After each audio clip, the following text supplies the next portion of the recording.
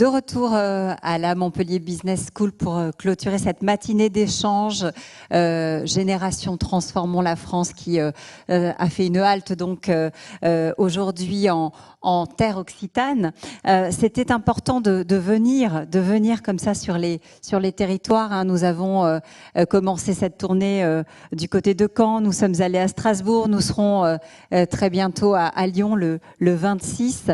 Nous étions à Marseille il y a quelques semaines également pour écouter les territoires et voir comment ils bougent, comment ils essaient de transformer les choses. Sachez que vous étiez peut-être avec nous dans la salle ici à la MBS, mais vous étiez aussi sur les réseaux. Vous êtes, alors nous n'avons pas le chiffre définitif, mais en partie, déjà 1300 sur 2 réseaux à nous suivre. Donc, merci à vous qui nous suivez en distanciel sur latribune.fr et sur les différents réseaux sociaux. Moi, j'ai envie de vous donner la parole parce que vous étiez avec nous au démarrage de cette matinée d'échange. Je vous ai vu assis et écouter les différentes tables rondes. J'ai envie de vous demander ce que vous retenez des différents échanges que nous avons eus ce matin sur la raréfaction des ressources, sur ces solutions, sur ces gens qui ont entendu ces signaux faibles et qui se sont dit « Allez, on se retrousse les manches, on y va, on va faire émerger de nouvelles générations de faiseurs ». Tout d'abord, moi j'ai envie de dire merci. Merci à tous ces chefs d'entreprise, toutes ces personnes qui sont convaincus qu'on peut faire bouger les lignes, qu'on peut transformer la société, les organisations, et qui, me semble-t-il, aujourd'hui nous ont donné un grand message d'optimisme. Alors pas un optimisme béat, c'est-à-dire qu'on a les solutions aujourd'hui ou on aura les solutions dans quelques années pour faire en sorte que on puisse mieux utiliser les ressources. Comme le disait tout à l'heure, je crois que c'est Geneviève Marais, le problème c'est pour nous les humains et c'est pas forcément pour la planète. Donc c'est à nous d'utiliser mieux la planète pour la préserver. Alix Roumaniac, un peu en conclusion, disait aussi c'est plus ici dans une école de management que la solution se trouve, plus que dans une école d'ingénieurs. Moi, je pense que c'est à la croisée de ces deux mondes. La problématique aujourd'hui, c'est pas tellement la solution technologique, c'est surtout la prise de conscience, parce que les intervenants et puis les personnes qui ont assisté à ces débats sont des personnes qui sont quasi convaincues. Sauf que ça représente quoi dans la population française et dans la population mondiale?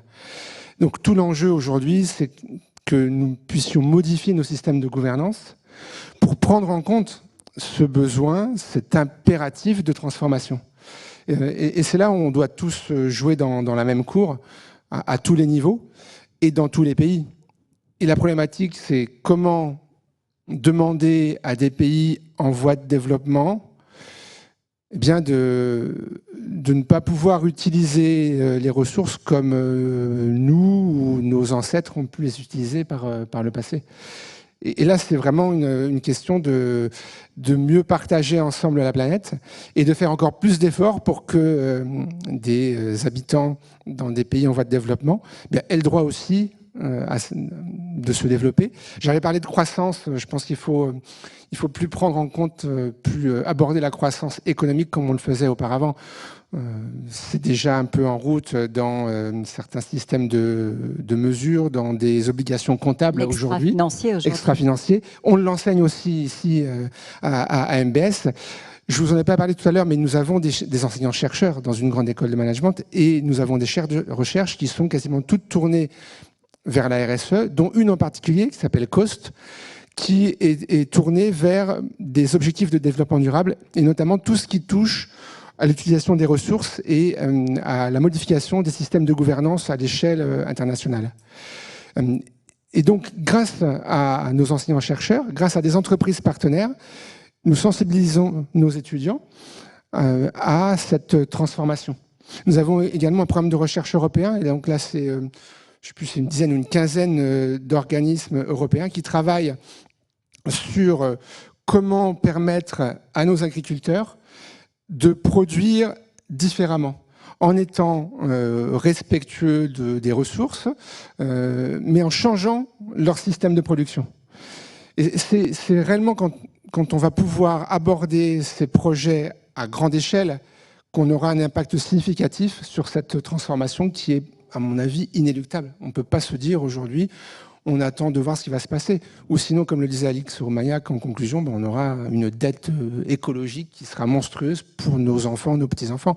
Nous, on ne sera plus là pour le voir, mais nos enfants et nos petits-enfants le subiront, commencent déjà à percevoir un monde qui est un peu différent de ce que nous, on a pu connaître ou nos parents ou grands-parents ont pu connaître quand ils sont nés. Il ne faut surtout pas qu'on continue à alourdir cette dette. Et c'est pour ça que c'est important de préparer effectivement les leaders de demain à ce nouveau monde, oui, et à cette transformation.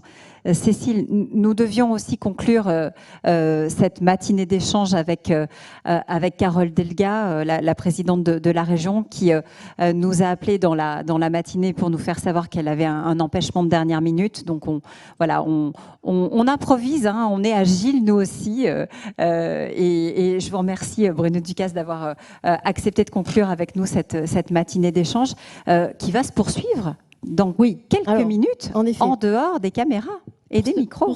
Pour ceux qui le souhaitent, qui souhaitent continuer en convivialité, donc il y a un petit cocktail, on s'y retrouve à l'issue. Avant ça, donc, on remercie toutefois les partenaires qui ont soutenu cet événement, donc qui sont Région de France, la région Occitanie, Business France, BPI France, BRL, EDF et donc Montpellier Business School qui nous a accueillis toute cette matinée.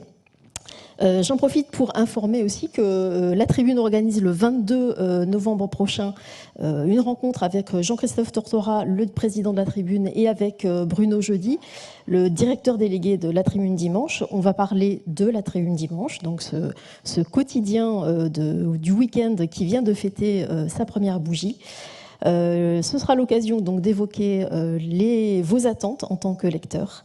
Et ça se passera donc à l'hôtel Courtyard by Marriott, place Georges Frêche à Montpellier à 8h30. On vous y attend nombreux. Et puis, on vous donne rendez-vous d'ici quelques minutes pour un petit cocktail. Et n'oubliez pas, la génération Transformons la France continue sa tournée. Nous serons avec l'équipe de la Tribune du côté de Lyon. Ce sera le 26, je crois. C'est ça. Tout à fait. Merci à tous.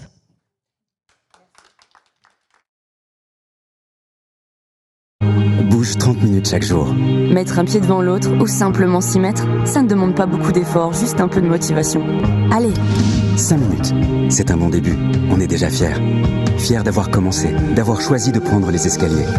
10 minutes, ça marche aussi en nageant, marchant, en courant sans destination, chez soi, dans le jardin, sur le sable ou simplement en allant chercher son pain. 20 minutes, bouger pour soi, bouger avec les autres. En famille, à l'école, au travail, peu importe, on est ensemble. 30 minutes, c'est fait, ça fait du bien. Ça ne fera peut-être pas de nous des athlètes, mais ce qui compte c'est notre bien-être, ces sensations, ces émotions qui nous font vibrer. Et si on recommençait ? Bouge 30 minutes chaque jour.